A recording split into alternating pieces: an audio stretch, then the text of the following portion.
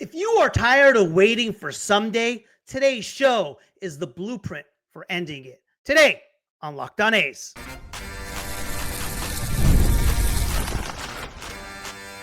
You are Locked On A's, your daily podcast on the Athletics, part of the Locked On Podcast Network.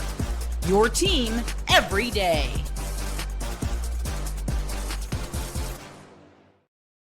Welcome to Locked On A's, part of the Locked On Podcast Network, now the #1 sports podcast network. My name is Booney, one name, all passion, no sugarcoating. I'm a lifelong A's fan who has spent the past season covering this team every single day.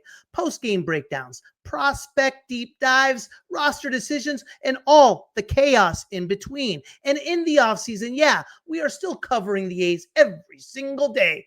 I don't show up with corporate talking points or highlight real cliches. I show up with honesty, edge, and the perspective of someone who refuses to let this team be treated like an afterthought. If you want blind optimism, look elsewhere. If you want truth, fire, and a voice that actually cares, welcome to Locked On A's, part of the Locked On Podcast Network. We are your team, your A's, every single day. And today on Locked On A's, the energy shifts from hopeful to unapologetically ambitious as we lay out a blueprint that finally rips the training wheels off this franchise. We start by planting the flag with the move that signals we are done waiting. A full throttle argument on why the A's must stop bargain shopping, stop hedging, stop dabbling in mid-tier comfort food, and instead go get one star who changes everything. Overpay if you must, because contenders aren't built on clearance racks.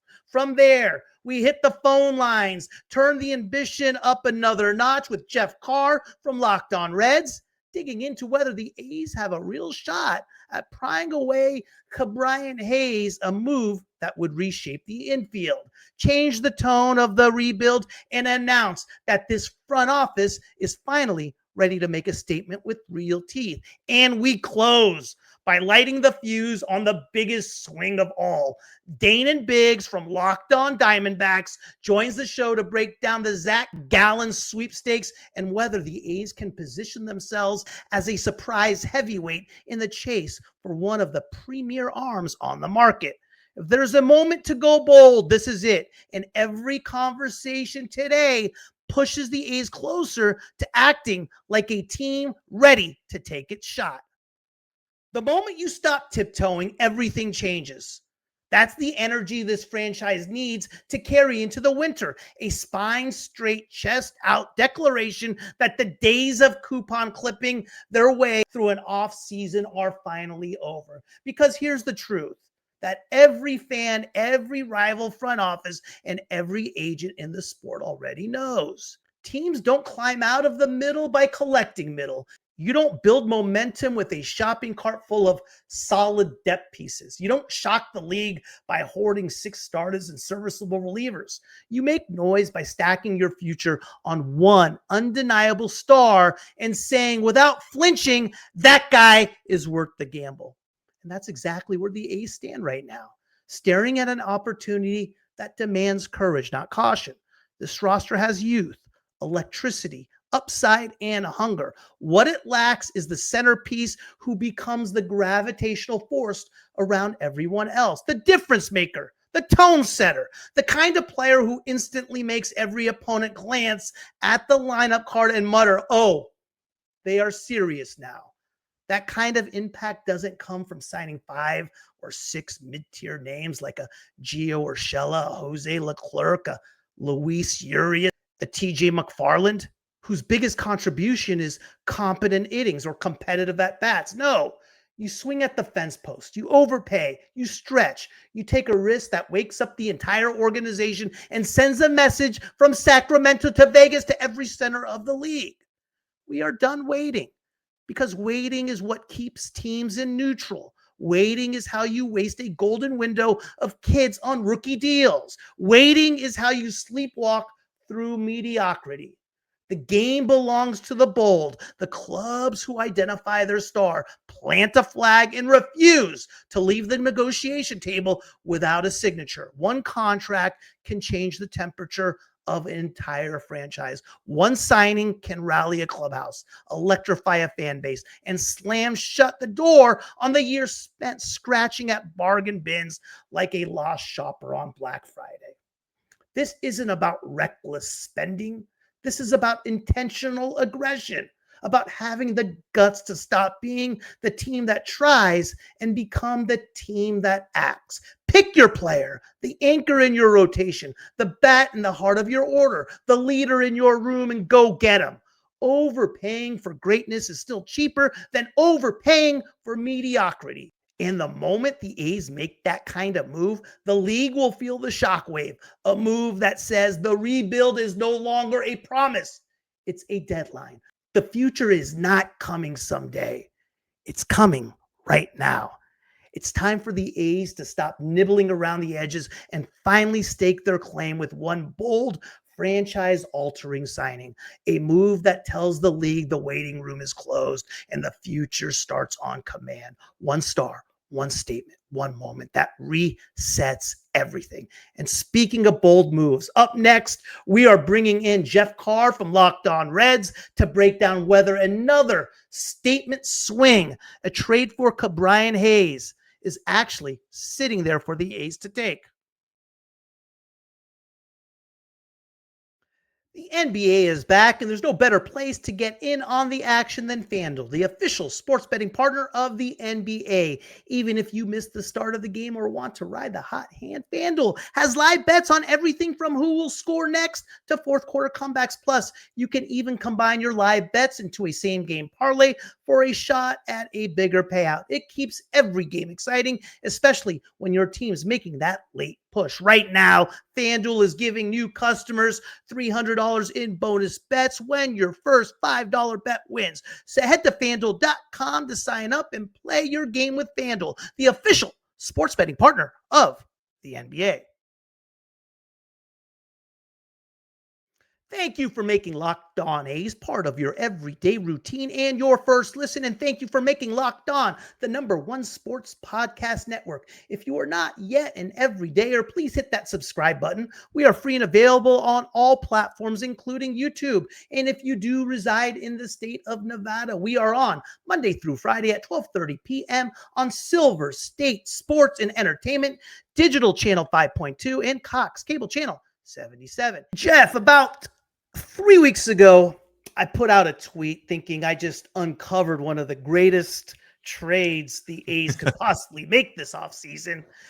And that came after listening to an episode of Locked On Reds when you and your co-host, Mr. Oppenbaker, were talking about unloading Ke'Bryan Hayes and releasing some money for a potential bat.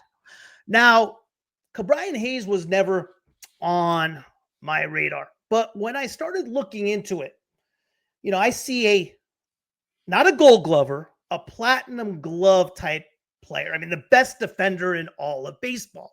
And sure, his offensive numbers in 2025 were not good. They were dismal. But at the same time, I wouldn't be here having a conversation with you if those numbers were not dismal. Everybody else would be on Ke'Bryan Hayes. But for me, his contract is favorable. Defensive alone, it makes sense for anybody to take a shot on Ke'Bryan Hayes, but with the Reds having the youngster come up, Stewart, just a stud, 22 years old, first-round draft pick, it makes sense for them to unload Ke'Bryan Hayes. What am I missing on Ke'Bryan Hayes? There's maybe not a negative attitude coming from the Reds side of things, but when I put the tweet out, not only A's fans didn't want him, Reds fans couldn't get rid of him sooner. It's interesting, Booney, because whenever he was acquired, it seemed like a solid move, but not like one of those moves you just like do a backflip over. The Reds acquired him at the trade deadline, and it's odd to do it from your division rival, but they were able to grab him from the Pirates. And honestly, it's like 95% of his value is in his glove. even Zips, the early projections that Zips have on Fangraphs for him next year, he's projected to have a 2.2 WAR. I mean, that's a pretty solid season. You're not going to go crazy over it, but that's a pretty solid season, and most of that comes from what he can do defensively. The biggest question is his bat. And while the question isn't like, should he be a major league player in a lineup? The question is fit on the Reds roster. The Reds have a lot of guys that are singles, on base. They got pretty decent glove, but we're wondering about the power. And Ke'Bryan Hayes is squarely in the middle of that conversation because the Reds have a guy in Spencer Steer that was a finalist for a Gold Glove at first base. He ideally is more of a super utility guy with his bat. Matt McLain had a bit of a down year. Who is he moving forward? Projection systems like him to bounce back, but what does that necessarily mean for his power? The biggest power threats that they have in the lineup right now are Ellie De La Cruz and the kid Sal Stewart that they just brought up. Right. So if you have all this power deficiency and you have a third baseman that does not have power at all in his game, it makes you wonder a little bit about how much you can just write him in ink in the lineup for the next 4 years, which is what his contract is for, and just be completely happy about it and think that they can make up for that power deficiency in other positions. Just 2 years ago, he hit 15 bombs, hit 271, 100 and 124 games. Do you see that he has can he have another breakout? What do you see as his ceiling offensively, or is he at it? I kind of feel like his ceiling offensively, like I always think in terms of OPS plus to encapsulate everything. I think it's a 90, maybe a 95. I don't know that he's ever a league average hitter. And I think a lot of that has to do with the lack of power. But even at Great American Ballpark, it just never really felt like the power showed up. And if it doesn't show up there, quite frankly, the only other place that you could test that out at is at Coors, and that's because of the thin air. Right. But maybe Sutter Health Park might be one of those places. It's up there. Oh. I would also just wonder a little bit if that will ever happen. And that's the big question, is that I feel like there are certain guys that fit at certain positions because of how they hit. And if he were a second baseman, I don't think we'd even have a problem. Sure, right. But the fact that he's a third baseman and he's a light hitting third baseman, like there's really no position anymore in the modern game that you can say that the dude is a glove first player, but certainly third base has never been in that conversation. Are the Reds shopping him right now? I assume they are. And what do you think the percentage is that the Reds do move him? In your read, are they usually aggressive in these type of moves, passive? Are they waiting for the perfect deal? Or like, hey, get him off our books. Let's put that money to a power guy you just talked about? I would think that they're passive in this case. And I would argue that the fans want them to be aggressive when it would come to shopping him, especially like the trade offer that you posted is the absolute perfect trade offer that we're looking for, because the Reds need to rebuild their bullpen. They lost 4 guys to free agency this year. And so they need talent out there. And that's the kind of deal that I would jump at. But there's 2 other factors in this. Number one, his contract is squarely in the middle of what the Reds would want to pay an everyday third baseman. Like that is the kind of number that they would love. And then number 2 is that this deal was praised at the time. The trade for Ke'Bryan Hayes was praised at the time. And so I think there's a little bit of ego involved with President of Baseball Ops Nick Krall.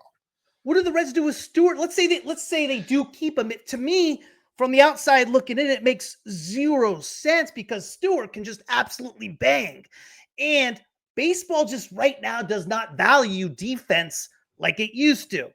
And Stewart's exactly what the Reds need in the middle of their lineup. I mean, he is, kind of the A's version of a Nick Kurtz. I mean, he's 21, 22 years old. Who knows what he's going to be? He definitely has less power than Nick Kurtz, but he might be comparable. I'll take that for sure. But I think that Sal Stewart is going to play first base quite a bit next year. They're talking a lot, and they've already said this. General Manager Brad Metter was talking about this at the GM meetings, that Spencer Steer is going to once again see more time in left field, more time at second base. He's a guy that loves to move around. Like we talked to him on the show before he was called up a few years ago, and his game is the super utility. He's like, I love the challenge of playing over here today, over there tomorrow, and over there next week. Like, he loves moving around.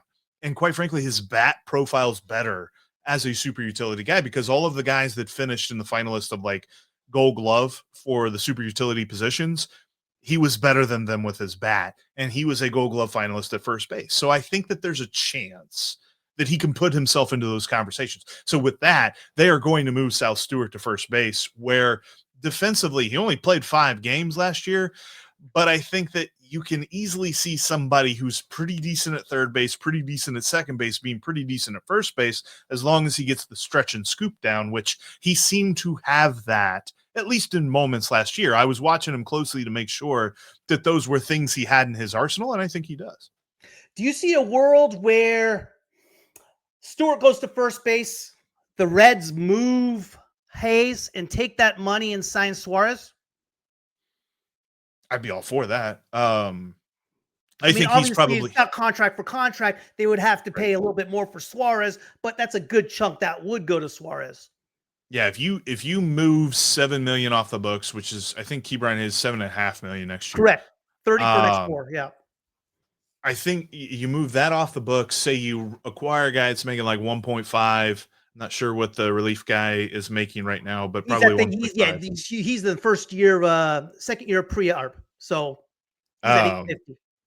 So that would free up about 6. And then there's some speculation, some speculatory maths involved that say that, the Reds probably have about 20 million to spend.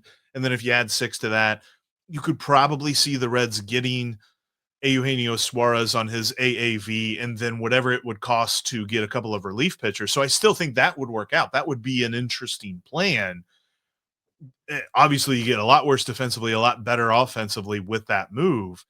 But that's the guy that we wanted at the trade deadline too. And there were reports that the Reds had an offer on the table with the Diamondbacks to get a Eugenio Suarez, but they balked at the fact that the Diamondbacks wanted some money back to pay down a little bit of his contract. And so I thought that was intriguing that the Reds balked at that, but that would be a move that I'd be all in for. I'd love that. Last question. What is the percentage Ke'Bryan Hayes is in a Reds uniform next year? I'd say 90%. Jesus. As much as I would love to entertain the idea, I know this team.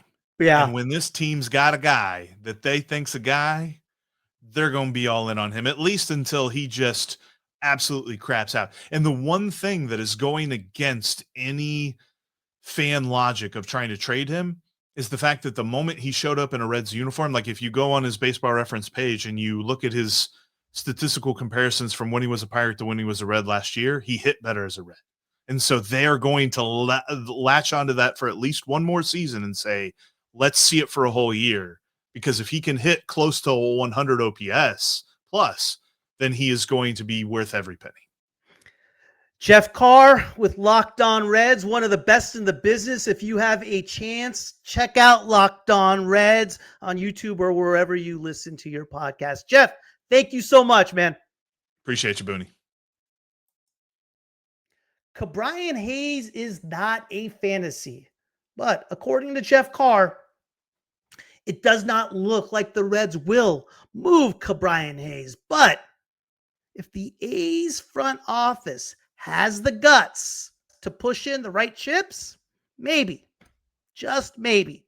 And now we turn to an even bigger swing because Daynen Biggs from Locked On D-backs is stepping in next to break down the Zac Gallen sweepstakes and whether the A's can crash the party and chase the true ace who rewrites an entire rotation. Up next. NFL season is back, and honestly, there's nothing better than being in the stadium surrounded by fans cheering on your team. But let's be honest, getting tickets can be a hassle. Between queues, login screens, and prices jumping at checkout, it's frustrating. That's why I use Game Time, the app that gives the advantage back to the fans. Game Time is fast, easy, and backed by the Game Time guarantee. You will always get 100% authentic tickets delivered on time and at the best price. Plus, all fees are included. So the price you see is the price you pay. I pulled up Game Time, and in just a couple taps, I saw amazing deals. I'm talking about your favorite NFL games as low as $100. The app made it super simple. I could even see the exact view from my seat before buying. I loved zone deals as well. Pick the section. Game Time picks the seats and you save big. Honestly, it's faster, cheaper, and less stressful than any other way I have bought tickets. Download the Game Time app, create an account, and use code LOCKEDONMLB for $20 off your first purchase. Terms apply. Again, that's promo code LOCKEDONMLB for $20 off. Swipe, tap, ticket, go. Download Game Time today. I was surprised Zac Gallen didn't accept a qualifying offer from the D-backs. It makes him a unrestricted free agent, which not accepting a qualifying offer is actually a good thing for the A's since their deal's type of limited, since a draft pick comes along with signing a guy like Zac Gallen, which means the competition in the open market is going to be less teams. Now, so with the A's deal right now, we wouldn't be having this conversation if Zac Gallen did not have a down year in 2025. Definitely down years coming off 2022 and 2023, or in 2023, he got some third in Cy Young, got some votes in 2022 as well. Started the All-Star game. Yeah, years? definitely on a down year for sure. No argument there. I will say though, and every Zac Gallen apologist will say this, you have to look at where he started the year and where he ended the year, because he started, you look at that 4.83 ERA, it was a lot worse than that, because his last couple months were, they were peak Zac Gallen performance. And so what that really does is that opens up a lot of questions into, well, they had a new pitching staff. They had a new pitching coach this year. They're not going to say that was a reason why the pitching for the Diamondbacks, who had one of the worst pitching stats of all MLB this year, they're not going to say that's why, but you did see as the season went on, the pitching got progressively better and better and better. And that, I think, very well put with Zac Gallen, and you can see him. He's a very good example of that. And so I think that whoever gets him is going to be getting somebody who looks a lot more like the second half of the 2025 season, not so much the first half. Maybe if it really was like an issue with the pitching staff and getting kind of just back into the swing of things, you might see Gallen struggle initially. But if you sign, I imagine he's going to want to sign a big long year deal.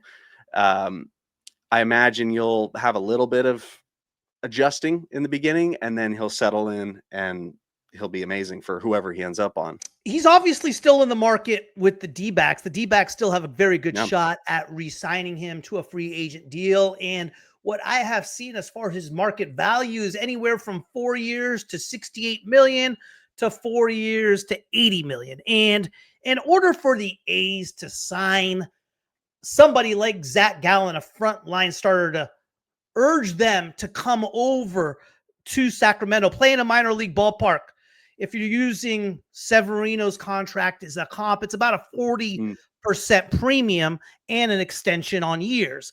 I would think for the A's, in order to sign somebody like Zac Gallen, it would have to be over the top. It would have to be like something like 5 years, $125 million. Now, the A's have about $35 million they have to spend this year. Last year, what they did was they kind of bounced it around. You had $22 million going to Severino, $10 million going to Jose Leclerc, $2 million going to Gio Urshela, $2 million going to Luis Urias. My deal is this year, like, hey, let's stop screwing around with all the trying to put together things, and let's go all in on one guy rather than piecing together everything else. The rumors I've heard is Detroit and Arizona. Any word what you've heard as far as where Zac Gallen is? And first, your reaction on him not accepting a qualifying offer. Yeah, that's a good point. So the qualifying offer, ever since the beginning of the year, we knew that was going to happen. So the season started, we knew we would be making that qualifying offer. We knew he was going to reject it. And so that wasn't a surprise in the long run, but talking about it as it got closer and closer, it was kind of starting to be the feeling that, you know what, one more year before going out into free agency may not be a really bad deal for Gallen, because he is an extremely talented pitcher. He's very, very good. And the feeling is that he had an off year this year. And that's what it is. This isn't the consensus isn't that this is the beginning of the end for Gallen, because he's still very young. 29? And yeah, 29, 30 years old. And that this was probably just kind of a hiccup year. And there were a lot of factors leading to that in the organization and with him and everything like that. So that's the consensus. And so it kind of does come as a shock to me in retrospect now, thinking, you know what, that probably would have been a good idea for him to have a bounce back year and then enter free agency, because the estimates at the beginning of the season were that he was going to be going for way more. I mean, 120, 150. Now, yeah, you're like you said, 60, 80. I mean, if he hits 100, he's lucky. So I think he would have to pay that in order, if they even have them on his the A's would, yeah. That's what's great about the offseason, guys like us. We talk about a lot of free agents and a lot of things, and I'm running it about 0%. So we'll see what happens. But what's the word? Has there been word out of the D-backs camp like, hey, it looks like we're going to re-sign Zac Gallen? Do they want to spend this offseason? The kind of consensus right now, the whisperings is that we've lost both Zac Gallen and Merrill Kelly, who are our two best pitchers. Merrill Kelly, we traded away at the end of the season, got a lot of great prospects, a lot of great pitching prospects in that trade, but now he's once again a free agent. And so the question that has been going through everybody's minds here in Arizona is, do we re-sign Merrill Kelly or Zac Gallen? Likely we're going to sign one of them. And most people come to the conclusion that we're probably going to sign Merrill Kelly, because while he is older, he was a lot more consistent this year, and he would accept a much shorter deal. Sure. He's also native to here. He loves being here. He's all off season. He's been spotted at the Phoenix Suns games and everything like that. So a lot of people are kind of thinking that's probably where it's going to go. But management has made it clear they'd love to see a reunion. They love Zac Gallen. Zac Gallen loves Diamondbacks, and it's just if they can make it work out. But the Diamondbacks are not looking to spend as much as they did this last season. Okay. So on a slightly lower payroll budget, I would be surprised if we saw Zac Gallen come back, unless it was like a 1-2 year deal with maybe a player option on the second year or something like that. What's your prediction? Where do you see Gallen going? Do you think he's going to be in a D-backs uniform next year? Do you see him being in Detroit? I've heard rumors of San Francisco. And give me your thoughts. One final last thought on Zac Gallen. What's your prediction? I don't know that I could reliably give a prediction. And most of that probably is just because of who his agent is. And he's a wild card. Scott Boras is quite the wild card. Scott Boras has Nick Kurtz and Shea Langoliers as well. And all season I'm talking about extensions for those guys. That's what I'm putting. Like, Boras is not giving no discount. And our owner doesn't spend. Talk about the worst possible combination. Exactly. I know. So I don't know that I have a good guess on what's going to happen. But what I can say is that wherever he's going to go, he's going to uplift the team, and everybody here loves him. There are players that when they leave the Diamondbacks, they leave a sour taste in their mouth. Zac Gallen is not one of those guys. And wherever he goes, the fan base is going to love him. The team is going to love him. He's not the most consistent, but when he's great, he's great. When he's right, bad, he gets out of it. Yeah. And he's a true ace when he's right. And he would be a huge get right now, because unfortunately for him, he's worth a little bit less monetarily. Like I said, if he had a great 2025, we wouldn't be having this conversation. I think he still can be the guy that he was in 2023 and 2022. I think he still has that in him. If the A's have to add a year I mean, I've even gone as deep as going 5 years, 120, 125 million with adding a 6th year as a player option. That's what it would take to get somebody like Zac Gallen and for the A's to say, hey, come over to a minor league park for a few years before we head to Vegas. So we'll see what happens. Give it a few more years. I'm a big A's fan myself, and they're moving closer. So I enjoy that. I think that's exciting. So I would love to see him go to the A's. It's a fun team.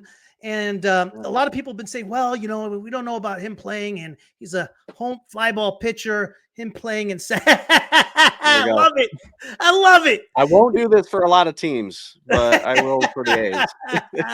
Real grubby, but yeah. Thanks again for making Locked On A's part of your day. If you have not done so yet, please subscribe, like, and comment.